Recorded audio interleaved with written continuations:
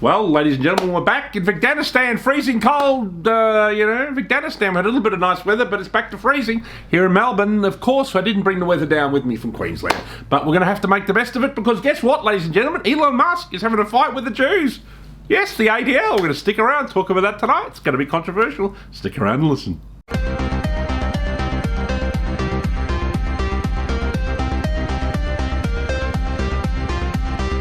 All right, ladies and gentlemen. Okay, so Elon Musk, what's he up to? He's having a little bit of a fight with the ADL, the Anti-Defamation League. If you're not familiar with what that is, it's basically a kind of Jewish, how would you describe it, lobbying group that monitors anti-Semitism. Of course, the Report from Tiger Mountain would be one of their favourite shows.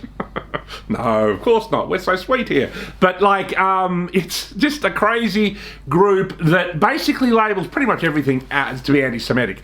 And one thing that happened is when Elon Musk took over Twitter, the advertising revenue of Twitter in America nosedived by approximately 60%. That happened pretty quickly within about a month of Elon Musk taking over, and that was because ADL didn't hold sway there anymore. And they sort of used their power as a kind of blackmail to monitor what goes on in that page and to decide what accounts, for example, to decide whether Donald Trump should have a Twitter page, to decide whether Alex Jones should be on the platform, things like this. So,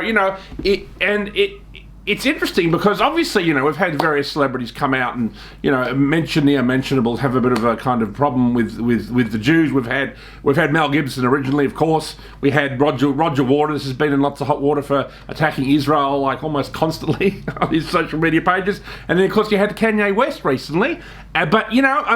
These are major people. But then, of course, you've got Elon Musk, who is the most wealthy man in the world. So this is no longer a marginal figure. This is the most wealthy man in the world having a kind of rather public spat with the ADL. Now, the ADL has always been a notorious group. It's behind, Antifa, with people like George Soros and stuff. It's just constantly, and it labels pretty much everything to be anti-Semitic, and it uses its power as a form of manipulation and political control. And the interesting thing about what's going on with Elon Musk is that he's kind of really exposing it. And as I said, he's not a marginal figure. He's the world's richest man. He owns Twitter, and this fight is very, very public, and is kind of exposing, I guess, the manipulation, the blackmail, and the control of an organisation like the ADL, the way they attack social media companies. Because, for example, you look at companies like Mark Zuckerberg's Facebook, in a sense, they have to go along with what the ADL says.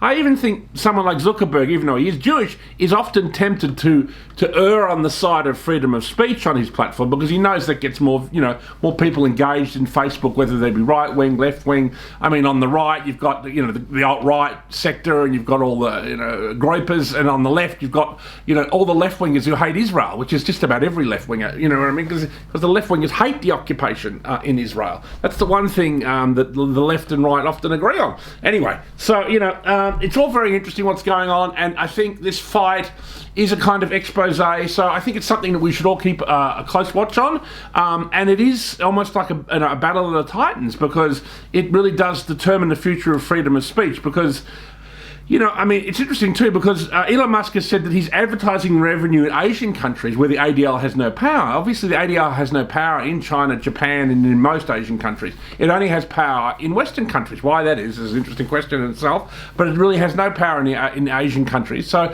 the advertising revenue of Twitter is way up there, but it's only affecting Western countries where they're afraid of the blackmail and the kind of the ADL, basically calling out anybody who might side with Twitter or side with Elon Musk. So it's a fascinating discussion, and I think everybody here at the Report from Tiger Mountain should keep an eye on it. And that's all I wanted to say. And obviously, I'm on the side of Elon Musk, and I hope he has a victory here, and that freedom of speech wins. So there it is, ladies and gentlemen. That's the Report from Tiger Mountain back here in Victoria.